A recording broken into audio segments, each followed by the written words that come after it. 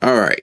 So now I'm gonna get even more personal with you guys. All right. First of all, I'm gonna take you guys back to when I really wanted to be independent. Now, at the time when I had started my game reviews in 2010, actually, literally a week after I had done my first video on Quarterback Club, because this is basically the second tape, so we're going on and continuing to now with how to really be independent, and I'm really taking you back to the past.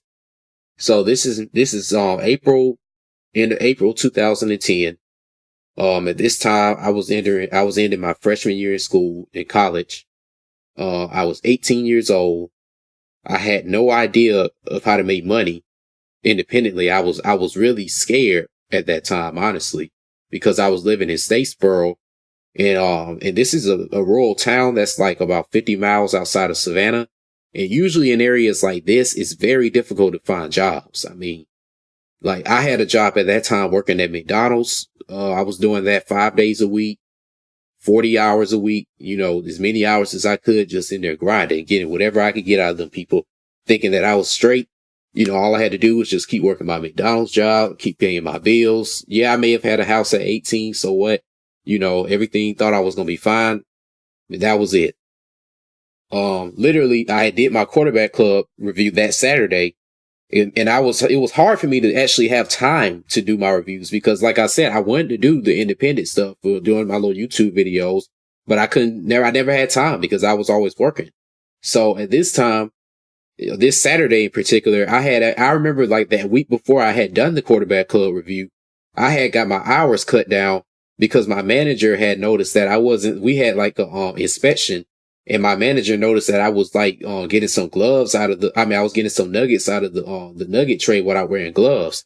And usually if you did stuff like that and the inspectors would notice that, that'll be a violation and you would get points knocked off. And they usually would try to deduct your hours at little fast food and, low end $8 to $10 hour jobs. They usually try to do stuff like that. So they'll try to force you to quit. And at this time, I was already getting sick and tired of dealing with that stuff. I was already trying to figure out what I was going to do to earn income. I knew that I couldn't hold on to the idea of a minimum wage job too long, even though I was in school, and I knew I had to learn and do something.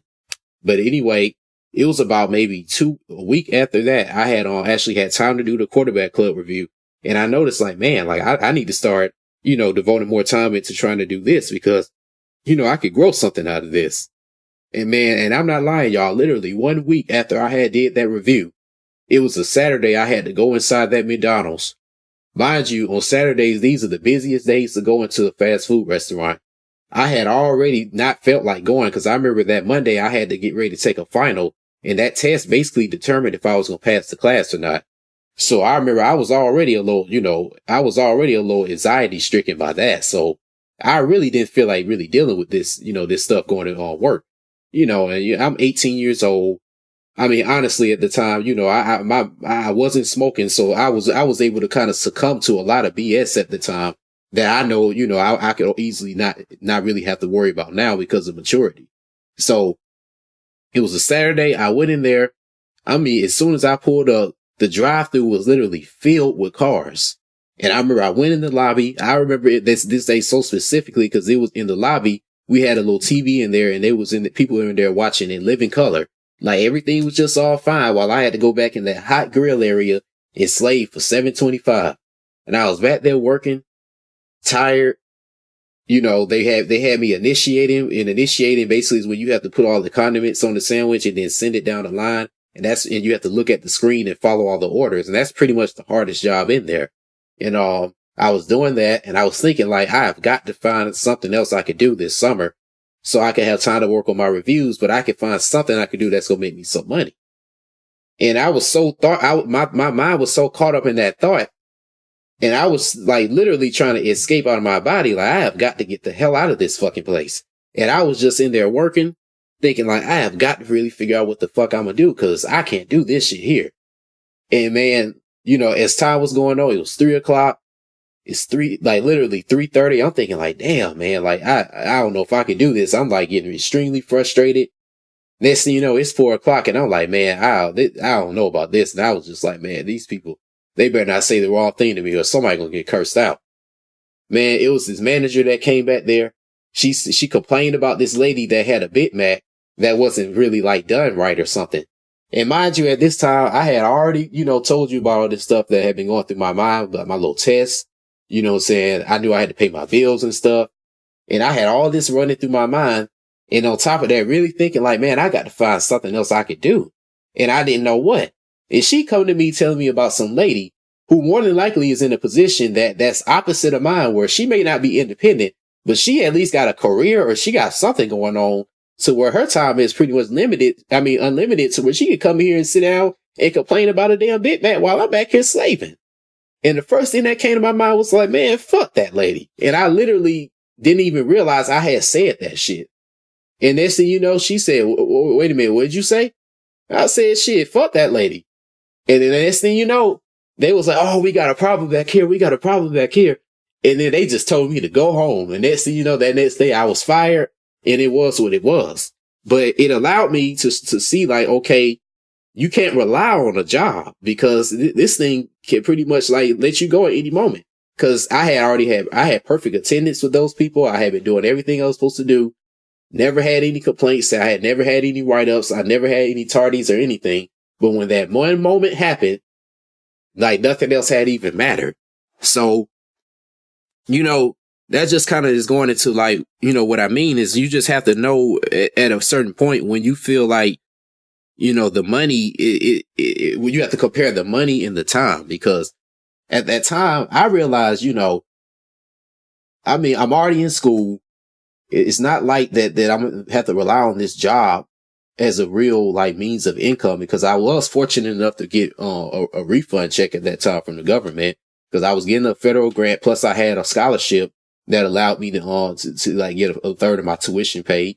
So I at least had that, and was using that time to work more on my craft, which is my editing, my video production stuff. And I was investing in more equipment to help, do more reviews and stuff.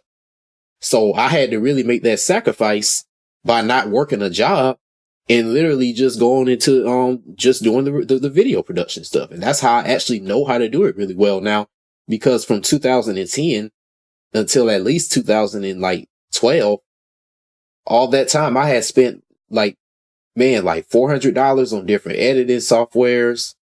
I had spent hundreds of dollars on different cameras and just trying different things.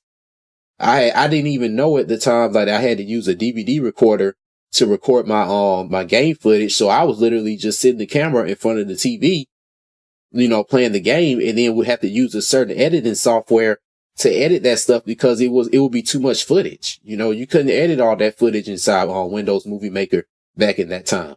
So you had to use a different editing software. So I had to spend money on all this stuff, just to even just to do it. So that means, a lot of stuff in my lifestyle had to be sacrificed. That means, and of course, I had different women and stuff I was dealing with, while I was doing my reviews and stuff. That never really was hindered. Never had, I still was able to hang out with my friends and do different things, but it wasn't like I was able to do that as a real, like, college student. Like, a lot of my time I really did spend editing and, doing my school stuff, but mainly I spent it doing a lot of editing and really learning how to do this craft and really learning how to try to do some type of business. So, you have to really know, if you're really trying to go independent, that major sacrifice is going to have to be made. And of course, another thing that you have to realize before you go independent is like, when exactly is it time for you to actually leave what it is that you're doing now that's making you money. That's, like I've said before, you have to realize the difference between the importance of your time and your money.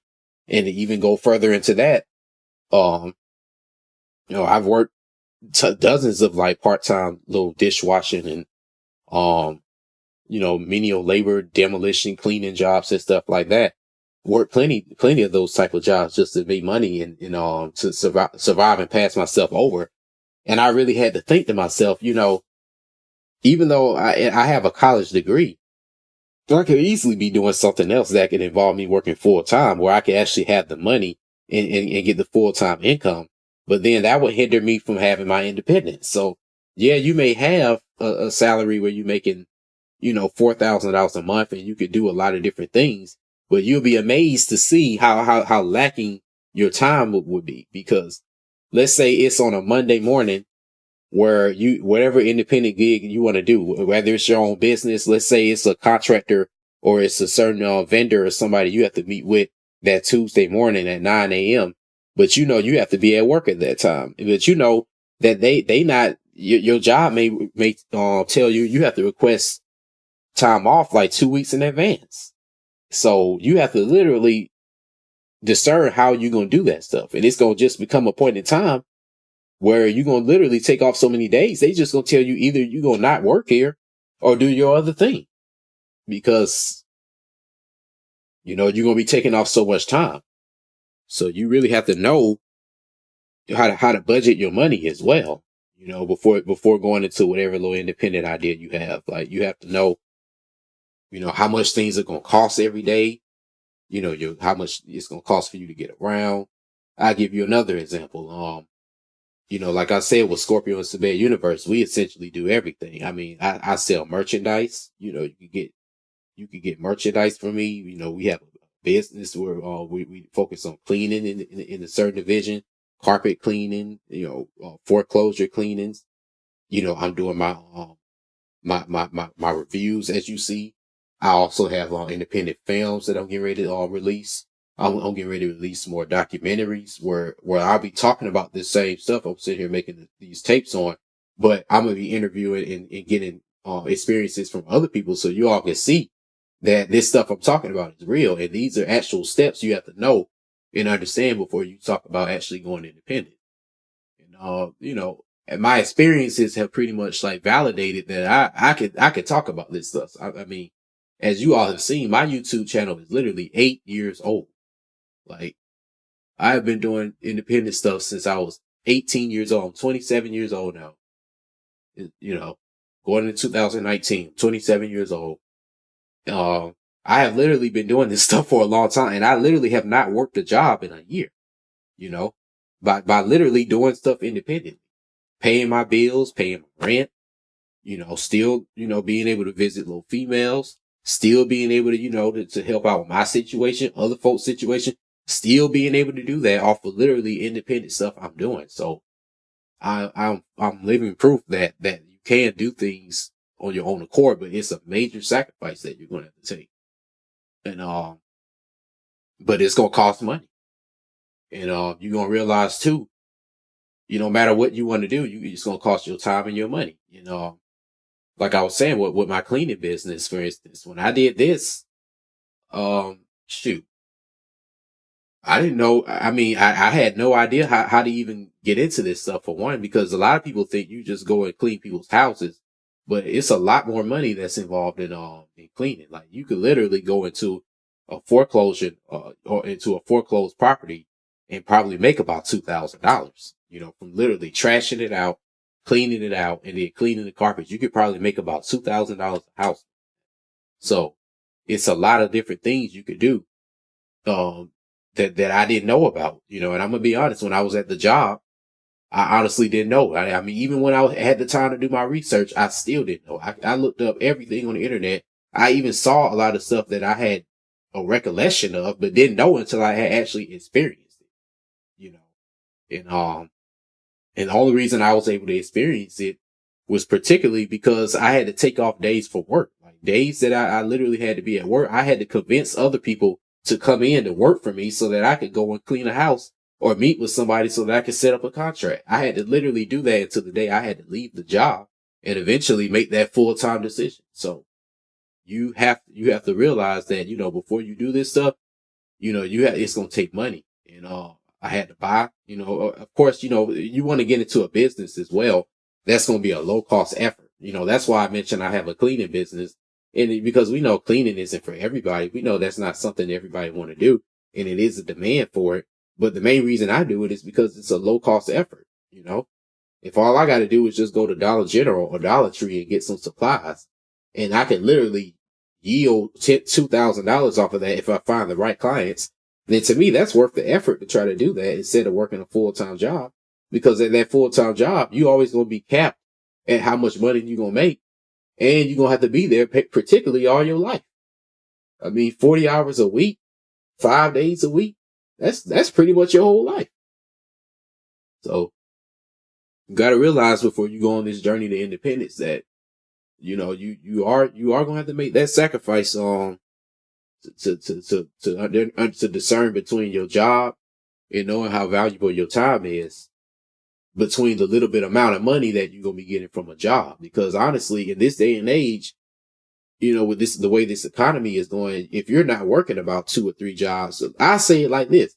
If you're not working 2 part-time jobs and you got some kind of side hustle, mini jug, or just anything that's similar to like some type of hustle or jug, then it's pretty much hard for you to live the way you want to live out here. And that it really doesn't matter who you are. And the idea of a middle class is done. It's like if you ain't working 2 jobs, then you pretty much are just dead broke. You know? And you have to realize too that and accept that, you know, you're gonna have to work to get your independence. But you know, this is, you know, just the second take I wanted to make as far as like, you know, selling to your independence. Understanding when it's time to actually make the decision and know that you actually want to be independent, because a lot of people have that idea that, yeah, I want to do this idea, you know, but then when you actually ask people like that next week, about that same idea, they say the same thing because it's not really a daily effort because they too busy working a job. They don't have the energy to think about the idea. So, you know, and the reason they don't have the energy because they know the job is paying them. You know, if a job is paying you every 2 weeks or every week, you know, why would you sacrifice all that to do some idea that you don't know is even going to happen? That's a hell of a risk. And that's only human for anybody to not want to do that. So you just got to accept that with yourself and understand that, you know, that little part-time money that you're making, it's not going to be nowhere near, it's not going to feel nowhere near as good as your freedom and you being able to actually get up and do things the way you want to do it every day. And the only way you actually know that is when you actually do it. So just stay tuned. You know, this, you know, sell into independence. This is, you know, understanding when it's time to be independent. We will be back for more in Scorpio&Sebek universe. Stay tuned.